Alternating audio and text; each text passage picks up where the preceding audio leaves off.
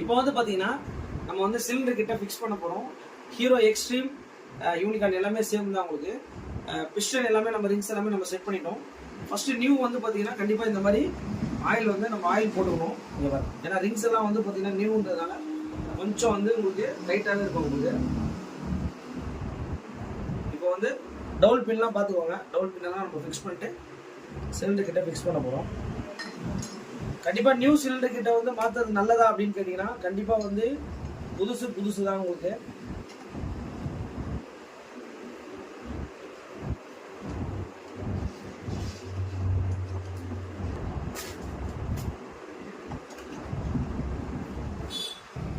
Fixing தான் உங்களுக்கு. அப்படியே வந்து பிஸ்டன் டாப் பண்ண பார்த்துக்கோங்க. இங்கே பாருங்க,